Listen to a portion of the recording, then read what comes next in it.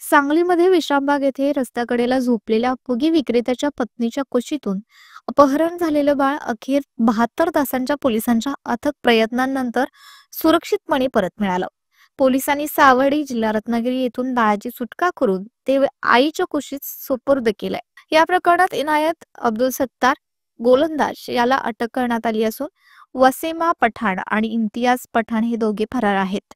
या तिघांच्या टोळीने बाळ सावर्डे सचिन राजे शिर्के यांना विकलं असल्याचं उघड आलं. राजे शिर्के यांच्याकडे पोलिसांनी बाळ ताब्यात घेतलं. प्रकरणाचा पुढील तपास पोलीस अधीक्षक संदीप घुगे यांच्या मार्गदर्शनाखाली सुरू असून फरार आरोपींच्या शोधासाठी पथके तैनात करण्यात आली आहेत. सांगली पोलिसांच्या संवेदनशील आणि तत्पर कारवाईमुळे आईच्या डोळ्यात पुन्हा आनंदाश्रू उमटले. सांगली जिल्हा पोलीस दलाने एक वर्षाचं बाळ त्याचं अपहरण झालं होतं. त्याचा जो गुन्हा नोंद विश्रामबाग पोलीस स्टेशन येथे गुन्हा नंबर 359/25 असा करण्यात आला होता. साधारण 20 ऑक्टोबर 2025 रोजी हे बाळ रात्रीच्या सुमारास मध्यरात्री त्याच्या आईवडिलांच्या ताब्यातून नेण्यात आलं होतं. या 1 वर्षाच्या बाळाचे आईवडील हे राजस्थान राज्यातील मजूर सांगली इथे आलेले होते आणि मध्यरात्री हे बाळ नेल्यामुळं घरच्यांनी त्याची कोणती कल्पना नव्हती. परंतु जे पोलीस विभागाकडे पुरावे उपलब्ध झाले, तपासामध्ये जी पुढे गती देण्यात आली त्यानुसार आम्हाला काही संशयित व्यक्ती आणि वाहन त्या ठिकाणी आढळून आलं.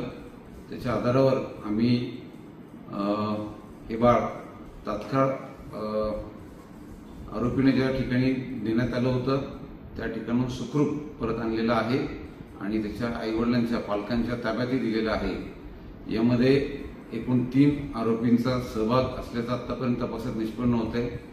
एका आरोपीस पोलिसांनी गोलंदाज नावाचा एक आरोपी आहे त्यास पोलिसांनी ताब्यात घेतलेला आहे. इतर 2 आरोपी आम्ही तात्काळ ताब्यात घेऊ. माझं सर्व नागरिकांना या ठिकाणी नम्र आव्हान असेल की आपण आपली लहान मुलं यांची काळजी घेणं ही आपली जबाबदारी आहे. इव्हन आपल्या शेजारील पण जी लहान मुलं असतील, कोणत्याही प्रकारे संशयित व्यक्ती आपल्या परिसरामध्ये आढळून आला किंवा तसं काही आपल्याला जाणवलं तर तुम्ही पोलीस विभागाशी संपर्क साधा आणि आपण एक जागरूक नागरिक म्हणून आपली भूमिका त्या ठिकाणी पार पाडणं अत्यंत गरजेचं आहे. मी माझ्या टीमचं कौतुक करतोच आणि सोबतच त्यांना योग्य तो रिवॉर्ड पण त्या ठिकाणी त्यांच्या चांगल्या कामगिरीसाठी आमच्याकडून देण्यात येईल. जय हिंद.